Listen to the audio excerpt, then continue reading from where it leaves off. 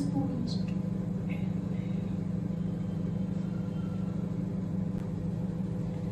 ಎಣ್ಣೆ ಕಾದಿದೆ. ಇವಾಗ ನಾನಿಲ್ಲಿ ಒಂದು ಚಿಕ್ಕ ಸ್ಪೂನಲ್ಲಿ 1 ಸ್ಪೂನ್ ಅಷ್ಟು ಜೀರಿಗೆನ ಹಾಕೊಳ್ತಾ ಇದ್ದೀನಿ.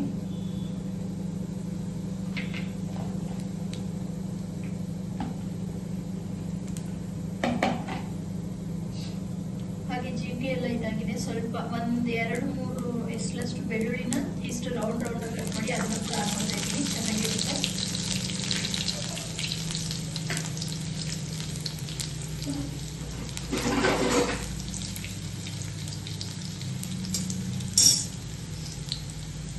ಮತ್ತೆ ಅದು ಕಲರ್ ಚೇಂಜ್ ಆಗ್ತದೆ. ಇವಾಗ ಒಂದು ಈರುಳ್ಳಿನ ಕಟ್ ಮಾಡಿಟ್ಟಿದೆ ಸಣ್ಣದಾಗಿ, ಅದನ್ನು ಕೂಡ ಅದರಲ್ಲೇ ಆ್ಯಡ್ ಮಾಡ್ಕೊಳ್ತಾ ಇದ್ದೀನಿ. ಬೆಳ್ಳುಳ್ಳಿ ಟೊಮೊಟೊ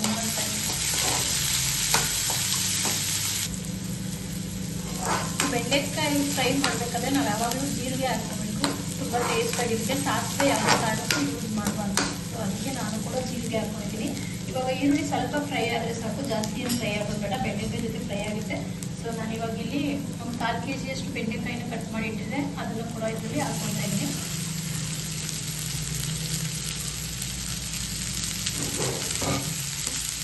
ಆಮೇಲೆ ಆಫ್ ಮಾಡೋದನ್ನ ಒಂದ್ಸಲ ಚೆನ್ನಾಗಿದೆ ಕುದಿಸ್ಕೊಂಡು. ಮತ್ತೆ ಉಪ್ಪು ಕೂಡ ಸ್ಟಾರ್ಟಿಂಗಲ್ಲೇ ಹಾಕ್ಬಾರ್ದು, ಬೆಂಡೆಕಾಯಿ ಜಾಸ್ತಿ ನೀರು ಇಟ್ಕೊಳ್ಳೋಕ್ಕಿದ್ದಾಗುತ್ತೆ. ಒಂದ್ಸಲ ಚೆನ್ನಾಗಿ ಒಂದು 10 ನಿಮಿಷ ಇದು ಲೋ ಫ್ಲೇಮಲ್ಲಿ ಫ್ರೈ ಆಗಿ ಆಮೇಲೆ ಮಸಾಲ ಮತ್ತು ಉಪ್ಪು ಎಲ್ಲ ಜೊತೆಯಲ್ಲೇ ಹಾಕೋಬೋದು. ಮುಚ್ಚಿಡಬಾರ್ದು, ಮುಚ್ಚಿಟ್ರೆ ಅದ್ರದ್ದು ನೀರಿನ ಅಂಶ ಬರುತ್ತಲ್ಲ, ಅವಾಗ ಅದು ಒಂಥರ ಅಂಟೆಟ್ ಥರ ಬರುತ್ತೆ. ಅದಕ್ಕೆ ಓಪನ್ ಇಟ್ಟೆ ಇದನ್ನು ಬೇಯಿಸ್ಕೊಬೇಕು, ಅವಾಗ ಕುದಿಸ್ಕೊಂಡು.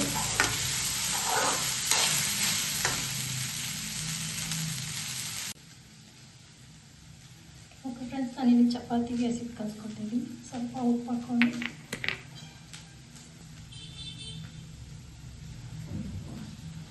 ನೀರು ಹಾಕ್ಕೊಳ್ತಾ ಇದ್ದೀನಿ ಸ್ವಲ್ಪ. ಸೊ ನನಗೆ ಇದರಲ್ಲೇ ಗೊತ್ತಾಗ್ಬಿಡುತ್ತೆ ಆ ಚಪಾತಿ ಎಷ್ಟು ಮಾಡೋದಿಲ್ಲ.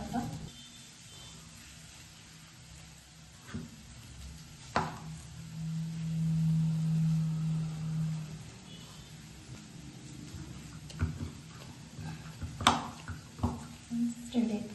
ನಾನು ಮಾಡೋದು ಬರೀ 4 ಚಪಾತಿಗಷ್ಟೇ ಹಸಿಟ್ಟು ಕಲಿಸ್ಕೊಂಡಿದ್ದೀನಿ, ಎಷ್ಟು ಬೇಕು. ರೈಸ್ ಜೊತೆಗೆ 2 ಚಪಾತಿ ರೆಡಿ ಮಾಡಲಿಕ್ಕೆ ಇದನ್ನು ರೆಡಿ ಆಯಿತು. ಇದನ್ನು ಸೈಡ್ ಇಟ್ಬಿಟ್ಟು ಬನ್ನಿ ಇವಾಗ ಪಲ್ಯದ ಬಗ್ಗೆ ನೋಡೋಣ. ಇವಾಗ ನೋಡಿ ಪಲ್ಯ ಇಷ್ಟು ರೆಡಿ ಆಗ್ತದೆ. ಈ ಟೈಮ್ಗೆ ನಾನು ಸ್ವಲ್ಪ ಅದಕ್ಕೆ ಎಷ್ಟು ಬೇಕಷ್ಟು ಉಪ್ಪನ್ನ ಹಾಕೊಳ್ತೀನಿ. ಮಸಾಲ ಇವಾಗಲೇ ಹಾಕಲ್ಲ, ಯಾಕಂದರೆ ಮಸಾಲ ಹಾಕಿದ್ರೆ ಕೆಳಗಡೆ ಹಿಡಿತ ಬರುತ್ತೆ. ಸ್ವಲ್ಪ ಇದು ಉಪ್ಪು ಜೊತೆಗೆ ಬೆರೆತು ಬೇಯಬೇಕಲ್ವ ಸ್ವಲ್ಪ, ಹಂಗಾಗಿ ನಾನು ರುಚಿಗೆ ತಕ್ಕಷ್ಟು ಉಪ್ಪನ್ನು ಹಾಕೊಳ್ತಾ ಇದ್ದೀನಿ. ಸೊ ಉಪ್ಪು ಹಾಕಿದ್ಮೇಲೆ ಒಂದು ಸಲ ಮಿಕ್ಸ್ ಕೊಡೋಣ. ಬೆಂಡೆಕಾಯಿ ಆಲ್ಮೋಸ್ಟಾಗೆ ನೋಡಿ ಈ ಥರ ಆಗುತ್ತೆ, ತೊಂದರೆ ಇಲ್ಲ, ಏನಾಗಲ್ಲ. ಇದರಲ್ಲಿ ಬೇಕಾದವರು ಟೊಮೊಟೊ ಕೂಡ ಹಾಕೋಬೋದು. ನನಗೆ ಟೊಮೊಟೊ ಬೇಡ ಅಂತೇಳಿ ನಾನು ಟೊಮೊಟೊ ಹಾಕ್ತಿಲ್ಲ. ನಿಮ್ಗೆ ಇಷ್ಟ ಇದ್ದರೆ 1 ಅಥವಾ ಅರ್ಧ ಟೊಮೊಟೊನ ಹಾಕೋಬೋದು.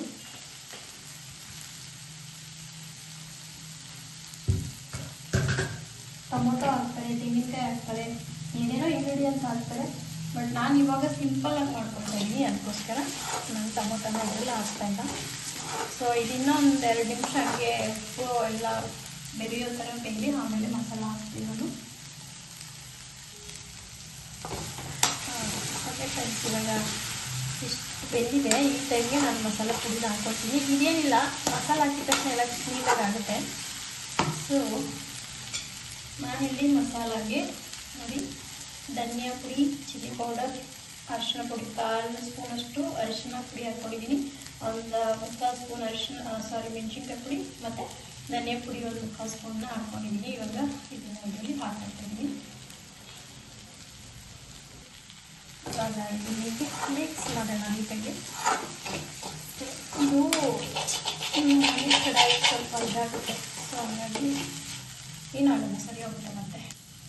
ಮತ್ತು ಇದರಲ್ಲಿ ಅದು ಅಂಟು ಥರ ಇತ್ತಲ್ಲ, ಮಸಾಲ ಹಾಕಿದ ತಕ್ಷಣ ಅದೆಲ್ಲ ಹೋಗ್ಬಿಡುತ್ತೆ.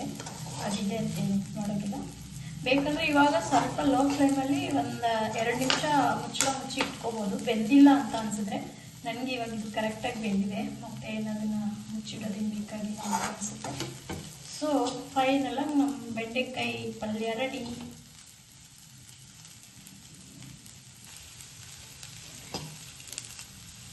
ಫೈನಲಾಗಿ ಬೆಂಡೆಕಾಯಿ ಗೊಜ್ಜು ರೆಡಿ.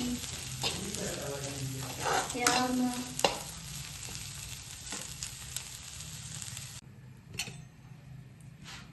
ಹಾಯ್ ಫ್ರೆಂಡ್ಸ್, ಚಪಾತಿಗೆ ಇವಾಗ ಪಲ್ಯ ಮಾಡಿದ್ನಲ್ಲ ಬೆಂಡೆಕಾಯಿ ಪಲ್ಯ, ಸೊ ಅದಕ್ಕೆ ಇವಾಗ ಚಪಾತಿ ಮಾಡ್ಕೊಳ್ತಾ ಇದ್ದೀನಿ.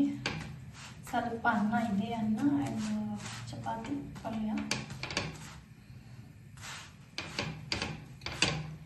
ನಾನು ಚಪಾತಿನಲ್ಲಿ ಎಣ್ಣೆ ಹಾಕ್ತಿಲ್ಲ, ಹಾಗೆ ಪ್ಲೇನ್ ಚಪಾತಿ ಥರ ಹಾಕ್ತೀನಿ, ಜಾಸ್ತಿ ಎಣ್ಣೆ ಬೇಡ ಅನ್ನೋದಕ್ಕೋಸ್ಕರ.